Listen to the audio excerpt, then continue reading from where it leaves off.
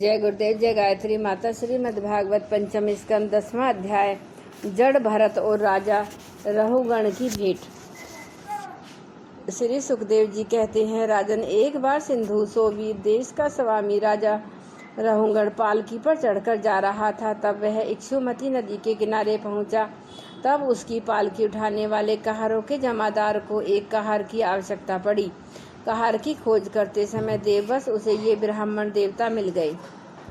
इन्हें देखकर उसने सोचा कि यह मनुष्य हष्टपुष्ट, जवान और गठीले अंगों वाला है, इसलिए यह तो बैल या गधे के समान अच्छी तरह बोझा ढो सकता है। यह सोचकर उसने बेगार पकड़े हुए अन्य कहारों के साथ उन्हें भी बलात्कार से पकड़कर पालकी में जोड़ दिया। महात्मा भरत जी यद्यपि किसी प्रकार इस कार्य के योग्य नहीं थे, तो भी वे बिना कुछ बोले चुपचाप पालकी को उठाकर ले चले। वे रिजवर कोई जीव पैरों तले दब न जाए, इस डर से आगे की एक बाण पृथ्वी देखकर चलते, इसलिए दूसरे कहारों के साथ उनकी चाल का मेल नहीं खाता था। अतः जब पालकी टेढ़ी सीधी होने लगी तो यह देखकर राजा रहुगण ने पालकी उठाने वालों से कहा, अरे कहारों, अच्छी तरह चलो, पालकी को इस तरह ऊंची नीची करके क्यों चलते हो? तब अपने स्वामी का यह आक्षेप युक्त वचन सुनकर कहारों को डर लगा कि कहीं राजा उन्हें दंड न दे। इसलिए उन्होंने राजा से इस प्रकार निवेदन किया कि महाराज, यह हमारा प्रमाद नहीं है, हम आपके नियम मर्यादा के अनुसार ठीक ठीक ही पालकी ले चल रहे हैं। यह एक नया कहार अभी अभी पालकी में लगाया है, तो भी यह जल्दी जल्दी नहीं चलता। हम लोग इसके साथ पालकी नहीं ले जा सकते। कहारों के ये दीन वचन सुनकर राजा रहुगण ने सोचा कि संसर्ग से उत्पन्न होने वाला दोष एक व्यक्ति में होने पर भी उससे संबंध रखने वाले सभी पुरुषों में आ सकता है, इसलिए यदि इसका प्रतिकार न किया गया तो धीरे धीरे ये सभी कहार अपनी चाल बिगाड़ लेंगे।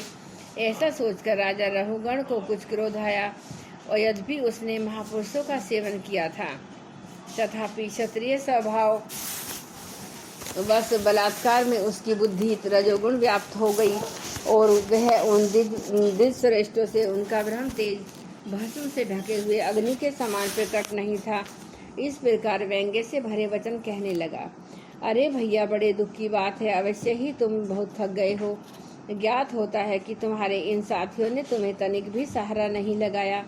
इतनी दूर से तुम अकेले ही बड़ी देर से पालकी ढोते चले आ रहे हो। तुम्हारा शरीर भी तो विशेष मोटा ताजा और हट्टा कट्टा नहीं है, और मित्र बुढ़ापे ने अलग तुम्हें दबा रखा है।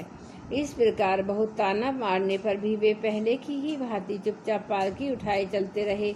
उन्होंने इसका कुछ भी बुरा न माना, क्योंकि इनकी दृष्टि में तो पंचभूत इंद्रिय और अंतःकरण का संगात यह अंतिम शरीर अविद्या का ही कार्य था। वह विविध अंगों से युक्त दिखाई देने पर भी वस्तुतः था ही नहीं, इसलिए उसमें उनका मैं मेरे का मिथ्या अभ्यास सर्वथा निर्वत हो गया और वे ब्राह्मण रूप हो गए। किंतु पालकी अब भी सीधी चाल से नहीं चल रही थी। यह देखकर राजा रहुगण क्रोध से आग बबूला हो गया और कहने लगा, अरे यह क्या तू जीता ही मर गया? तू मेरा निरादर करके मेरी आज्ञा का उल्लंघन कर रहा है। मालूम होता है तू सर्वदा प्रमादी है। अरे जैसे दंड पाणी यमराज जन समुदाय को उसके अपराधों के लिए दंड देते हैं, उसी प्रकार मैं भी अभी तेरा इलाज किए देता हूँ। तब तेरे होश ठिकाने आ जाएंगे। रहुगण को राजा होने का अभिमान था, इसलिए वह इसी प्रकार बहुत सी अनाप शनाप बातें बोल गया।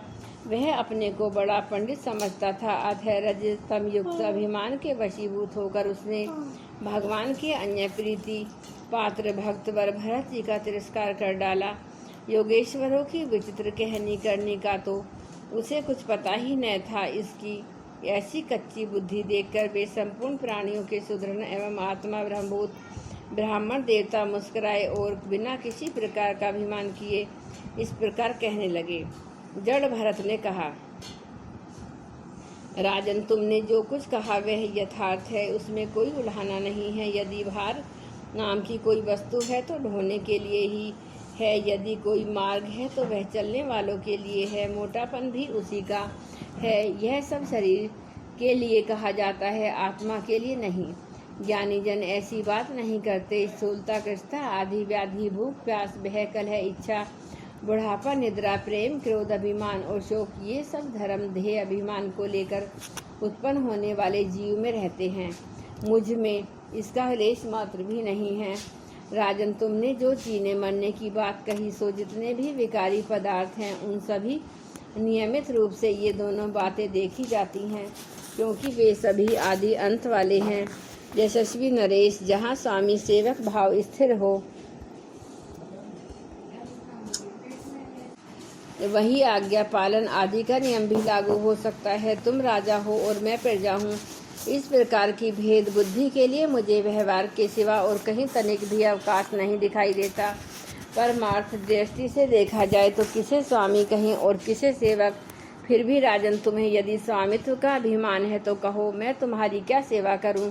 वीरवर, मैं मत, उन्मत और जड़ के सामने अपनी ही स्थिति में रहता हूँ। मेरा इलाज करके तुम्हें क्या हाथ लगेगा।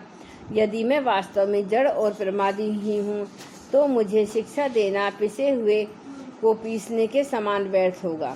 श्री सुखदेव जी कहते हैं, परीक्षित, मुनिवर जड़ भरत यथार्थ तत्व का उपदेश करते हुए इतना उत्तर देकर मौन हो गए। उनका देहात्म बुद्धि का हेतुभूत अज्ञान निर्वत हो चुका था, इसलिए वे परम शांत हो गए।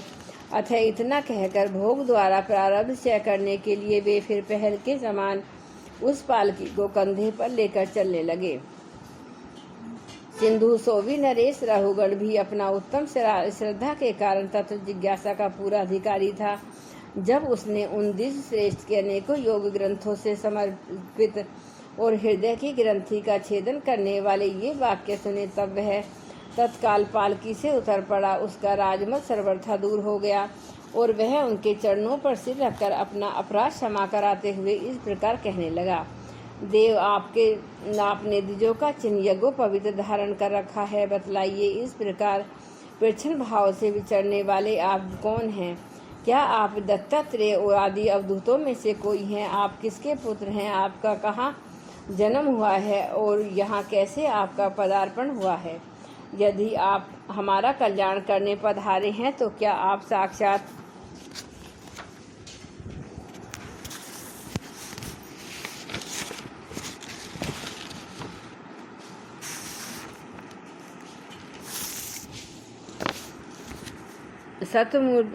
सतमूर्ति भगवान कपिल जी तो नहीं हैं?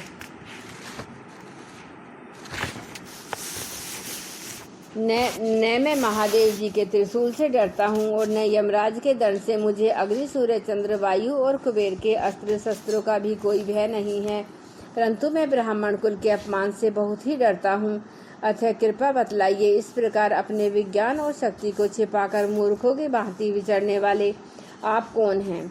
विषयों में तो आप सर्वथा अनासक्त जान पड़ते हैं। मुझे आपकी कोई था नहीं मिल रही है। साधु, आपके योग युक्त वाक्यों की बुद्धि द्वारा आलोचना करने पर भी मेरा संदेह दूर नहीं होता। मैं आत्मज्ञानी मुनियों के परम गुरु साक्षात श्री हरि की ज्ञान शक्ति के अवतार योगेश्वर भगवान कपिल से यह पूछने के लिए जा रहा हूँ कि इस लोक में एकमात्र शरण लेने योग्य कौन है? क्या आप वे कपिल मुनि ही हैं जो लोगों की दशा देखने के लिए इस प्रकार अपना रूप छिपाकर विचर रहे हैं? भला घर में आसक्त रहने वाला विवेकहीन पुरुष योगेश्वरों की गति कैसे जान सकता है? मैंने युद्ध आदि कर्मों में अपने को श्रम होते देखा है, इसलिए मेरा अनुमान है कि बोझा ढोने और मार्ग में चलने से आपको भी अवश्य ही होता होगा।